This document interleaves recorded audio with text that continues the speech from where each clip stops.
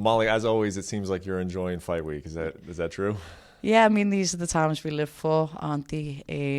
You'll have the cliche of fighters only really feel alive when they're getting into the cage, and I'm accustomed now to how much media. It's like 4 or 5 hours a day at the minute for me and Patrick. So when you've learned how to not use all your energy at this bit, but enjoy it for what it is, then it makes it a bit more enjoyable, and you're not as hungry because you're thinking about answers instead of McDonald's. You are enjoying it though, because a lot of times you say you want the fighters want the attention, they want the views, and then they see what it comes with it, answering a lot of the questions, the same questions over and over again. Yeah, this is fight number 9 for me in the UFC, so it's you do learn. I really take pride in the fact of my interviews, and I like to not give boring ones. I like to be honest. I like to give. If someone's going to take time out of their day to listen to me talk, I hope it makes them laugh, or they see me in a different light and they can take something from it. So I do actually really enjoy it. And if the journalist is a good one and it's not just your normal boring questions, then it makes it a lot more easier. Well, hopefully I'm one of those good ones that you're talking about. Well, you're smiling at me, lad, so we've got a face, that room then. Yeah? Yeah. Well, that was tough over there? Tough crowd. Oh, yeah. no. Oh, no. Well, hopefully this one goes better. You know, like you said, you've been doing this a while, 9 fights in the UFC. But when you land a spinning back elbow in London on that type of stage, did that is your career feel different after that? Was that a pretty big changing point? Yeah, I feel like it was a very, like the universe shifted in that moment, or especially mine did. My life changed for the absolute better. I've got financial stability. I've got so much more self-belief. And when you've spent so much time trying to prove I am worth it, I promise I'm worth it, and you're getting into my fight, I think like I bring the best out of any fighter I've ever fought. I bring a dog fight and I make them dig deep, and I'm always fighting people who are fighting for the contracts or fighting for something, so it's never a boring fight. But that fight definitely gave me so much more... what was the word I just used? Like, I'm content with who I am, so I don't need to feel like I have to force a fight now. I feel like I can be a bit more relaxed and just enjoy fighting a little bit more, and the pressure's not as rough and as much, and it doesn't take away as much from me on Fight Week because everyone knows who I am now. Yeah. Why do you think it was that one? Was it because of the stage, or was it just the manner in which you finished it? I haven't seen a woman flatline another woman ever. I think you've seen Holly Holm kick Ronda and you was like, oof, but she was kind of straight back up, and you're seeing the head kick from Shevchenko against Jessica Rai, and she was like stiff but got back up, but like that was like a good 5 to 10 minutes like cleaned out on the floor. And I think a lot of people, I just gained a lot of respect, and that's all I was really after, instead of just being a mouth from Liverpool. I'm now an elbow from Liverpool as well. So you're kind of putting it into words, but without that weight now, with that weight gone, I guess, what's different about going into this fight? There's like, the way I like to say it sometimes is, if you fight someone and they get you fighting to their rhythm and to the beat of their drum, you're like on the back foot and you're a bit tired before you've even gone, because you're mentally tired from thinking about them. Whereas that win has just made me think anyone is going to now dance to the beat of my drum, and it just gives you that much more confidence. And you'll see in certain fighters when they've gone on a bit of a tear, like you would have seen in Bisbee before, he's fought certain fighters and he's been a bit cautious, and then you've seen him win a few good fights, and then after he beat Rockhold, I'm not comparing myself to that fight, but I'm just saying, like, that mindset, after you've done that, when you said you was going to do it, you just have a different air of confidence about yourself. And it's not arrogance, it's just like self-belief has just risen, and then it doesn't drain you as much, and like I say, you can just give more.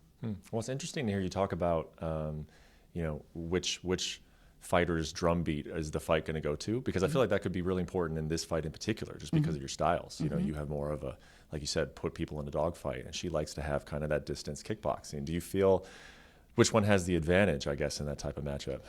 So I've fought some of the best strikers in the division, I believe, and they've all had 7, 8, 9, 10 inch reach advantage. So I've had to force a fight.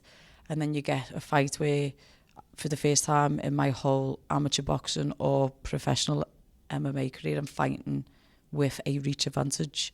So it doesn't matter. I will get in her range. I will nullify what she brings, and I'll be able to counter her counter because I'm used to doing it against a 10-inch reach.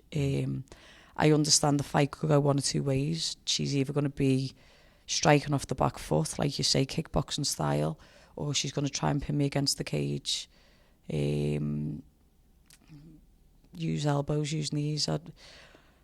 It's the same thing. I've fought about 8 Brazilians and they all try and do the same things, clinch knee, take me down, hold me on the floor. It's not new.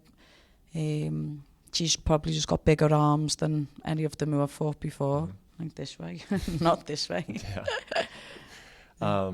So if you proved in your last fight to yourself and you feel like to other people that you are who you say you are, you know, you're, and this is where you're meant to be, and you've proven that you can do it in the O2, what are we trying to prove in this fight if we already proved all that? Consistency and a better fighter IQ. If you're not on the pursuit of greatness and you're not on the pursuit of a true mixed martial artist is on a journey to be the best them every time. So you want to outdo your last performance and you want to beat your opponent in the best possible manner, don't you? And I would just like to show a different side of me, so I haven't got to force the fight. If she wants to run on the back foot, I will stand in the centre, I'll cut her off and I'll let her go for a walk, and she can just be she can not engage, or if she wants to engage then we can have a fight. And that's how it'll kind of be. I just can't wait for people to see me not just have to bum rush someone, because if I'm fighting people always that much bigger than me, I have to be out of range or in the pocket. There's no like middle ground where I can just slip a shot and come back in. I'm like completely in or completely out, whereas this time I can stand in the pocket and still miss shots because my range is longer. And like I say, if I've managed to do it against Kim, who had a 10-inch reach on me, I think I can manage with a 1-inch reach deficit. No. Well, last thing for you, we've, I think everybody in the sport is kind of, wherever Paddy goes, wherever Molly goes, the other one's going. He told us that, you know, he feels like this is going to be his last fight in London for a while because he feels like I'm destined for the pay-per-view.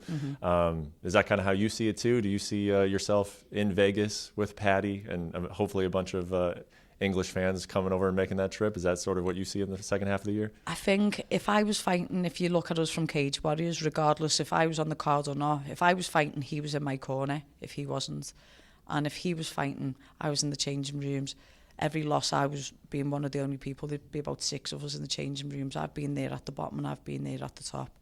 And we'll follow each other and we thrive off each other and we give each other confidence and we take away this and it just becomes, it's just that. So even though we do a lot of this now, it's you want to see us in the training room, like we just bring a good energy out of each other. If I'm destined to go with them, then I am. I'll always want to fight in England now. It's my home. I absolutely love it here. I love Vegas too, but if it was America, I'd rather go to New York than Las Vegas again.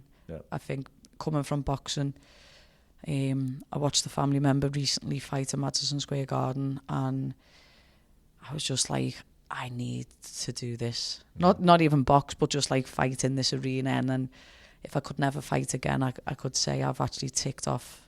I've done Liverpool, London, Boston, New York, Vegas. I would have done it all. So that's what I'd like. Oh, that sounds good. Madison Square Garden would be fun.